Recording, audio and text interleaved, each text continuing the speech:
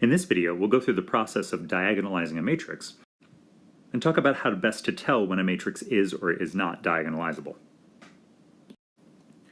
So let's first recall some definitions.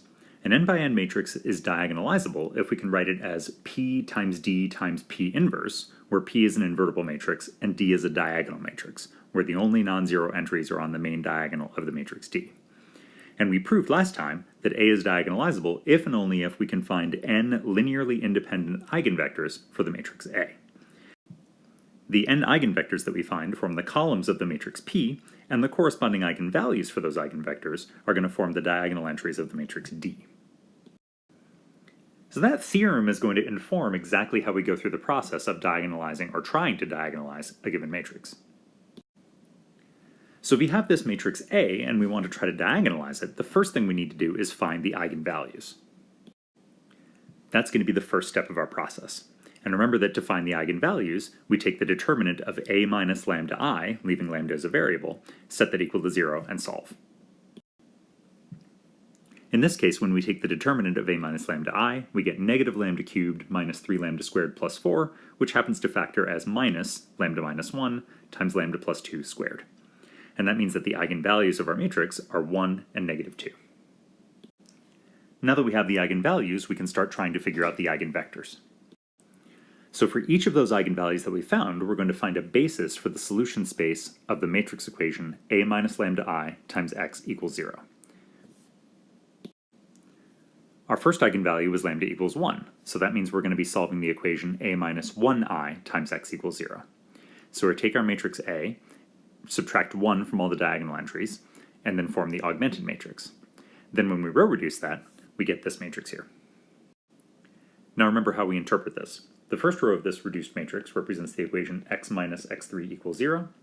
The second row represents x2 plus x3 equals 0. And we know that x3 is a free variable because there's no pivot in that third column. So that means that x1 equals x3, x2 equals minus x3, and x3, of course, equals itself. And so that means that the solution vector looks like x1, x2, x3 equals 1 minus 1, 1 times x3. And so this vector, 1 minus 1, 1, is just by itself the basis for the eigenspace corresponding to the eigenvalue 1. And that, as it's going to turn out, is going to be one of the linearly independent eigenvectors that we end up finding. Now we're going to do the same thing with the eigenvalue negative 2. We're going to solve the matrix equation A minus negative 2I times x equals 0. The augmented matrix that corresponds to that matrix equation looks like this, and when we reduce it, we get this. So again, we interpret this by saying that x1 plus x2 plus x3 equals 0. And this time we have two free variables. x2 is free, and x3 is free. So that means that our solution vector looks like x1, x2, x3 equals negative x2 minus x3, x2, and x3. And that means we're going to get two basis vectors. Negative 1, 1, 0 times x2 plus negative 1, 0, 1 times x3. And so these two vectors are going to be linearly independent because they're basis vectors, so they're linearly independent from each other. And because they're eigenvectors for a different eigenvalue, they're linearly independent from the one that we already found. And so now we have found three linearly independent eigenvectors. We've got a basis for lambda equals 1, which was the vector 1 minus 1, 1. We'll call that vector v1. And we've got a basis for lambda equals negative 2, which contain the two vectors that we just found. We'll call those v2 and v3. So now we're ready to construct the matrices P and D. Those three basis vectors that we found form the columns of P. Here's v1 in the first column, here's v2 in the second column, and here's v3 in the third column. And the corresponding eigenvalues form the diagonal entries of the matrix D. Now notice here that there's no rule that says that we have to put these in the order that we found them. We could equivalently form a different matrix P, maybe I'll call it P prime, just by rearranging the vectors that we found. So for example, I might decide I want to put v2 first. So I'd put negative 1, 1, 0, and then v1 second, 1, negative 1, 1, and then v3 third, negative 1, 0, 1. But then the corresponding D would have to change. Now the first vector corresponds to the eigenvalue -2, so I have to put -2 in that first diagonal entry. Now the second vector corresponds to eigenvalue 1, so I have to put 1 in the second diagonal entry. And the third diagonal entry is the corresponding eigenvalue -2. And so this is just a completely different way, well not completely different, but a somewhat different way to diagonalize the original matrix A. So P prime times D times P prime inverse would also equal the original matrix A, just like P D P inverse equals A. Okay, so now that we've got the basic process, let's do another example with another, in this case, 3x3 matrix. So remember the 4 steps. First we find the eigenvalues, then we try to find n linearly independent eigenvectors. Once we do that, P is the matrix that's formed by the vectors that we found, and then in step 4, D is the diagonal matrix whose diagonal entries are the corresponding eigenvalues. So we're going to start out the same way. We look at the determinant of a minus lambda I. In this case, it turns out that this is the exact same polynomial that we found before, negative lambda cubed minus 3 lambda squared plus 4. And when we set that equal to 0, of course, since it's the same polynomial, we're going to get the same solutions, 1 and -2. And now we have 2 matrix equations to solve, a minus lambda I x equals 0 for each of the lambdas that we found. So a minus 1I times x equals 0 gives us this matrix, which reduces and gives us our solution. Our first equation looks like x1 minus x3 equals 0.